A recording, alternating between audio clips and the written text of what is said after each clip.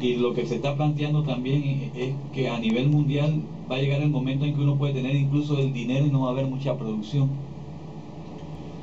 O sea, hay en gran medida porque la escasez de agua con los cambios climáticos va a bajar la productividad en muchas partes de arroz, por ejemplo, y de maíz, de trigo. Y hay países que están haciendo lo siguiente, que están comprando tierra en otros países para usar esa tierra para producir para ellos. Y no solo son países que tienen recursos, por ejemplo, Arabia Saudita es un país que está haciendo eso, porque Arabia Saudita, digamos, por razones evidentes, ellos, mire, cosa rara, Arabia Saudita fue en algún momento autosuficiente en trigo, pero para poder hacer eso tuvieron que eliminar o usar todo el agua fósil que tenían. Ahí hay agua fósil, o sea, así como hay petróleo también hay agua fósil, se les agotó.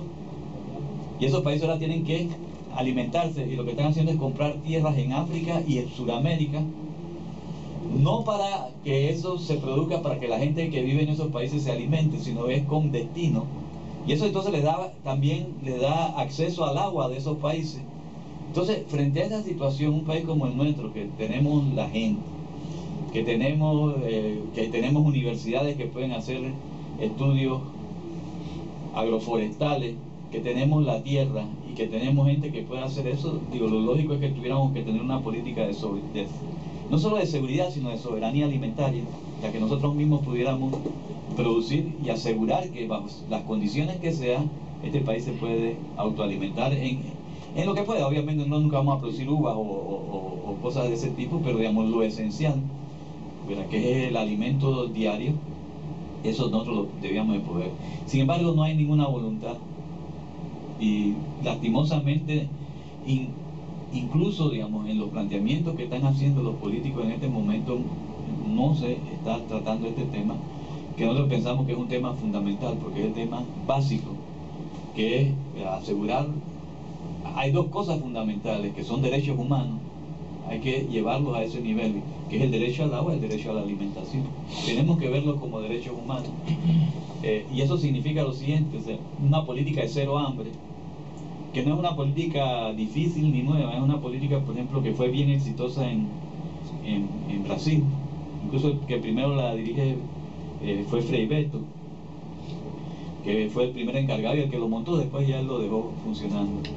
Y eso en efecto llevó a que en poco tiempo en Brasil realmente se eliminara el hambre. Eso sí realmente es eliminar pobreza, no es hacer una encuesta y después decir que el que gana un balboa o más al día ya no es pobre crítico y el que gana 2 ni siquiera es pobre. Es ir realmente al centro de la problemática. Y lo interesante de esto es que en algún momento en Panamá, ya hace varios años, así que cada vez será hasta un poco menos quizás, se hizo un estudio de cuánto le costaría esto al país, de eliminar la pobreza por hambre.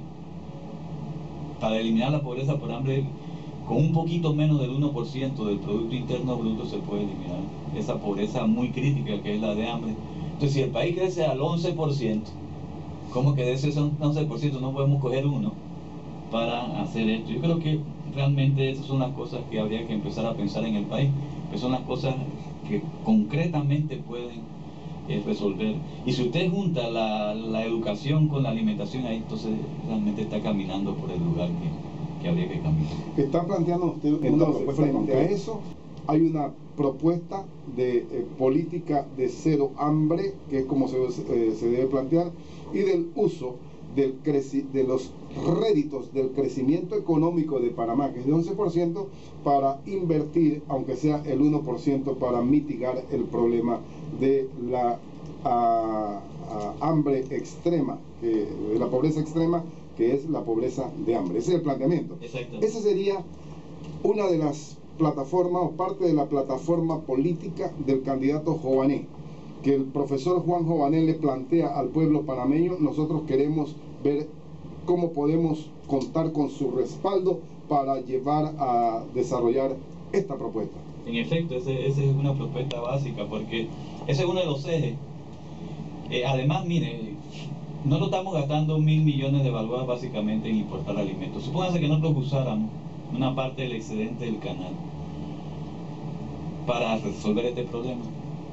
Entonces lo que estamos es utilizando esa renta que genera el canal en resolver un problema del país y en generar más riqueza en este país. Esa es una de las, por lo tanto, ese es uno de los ejes de la que beneficiaría a quién, al productor del campo y beneficiaría al consumidor de la ciudad.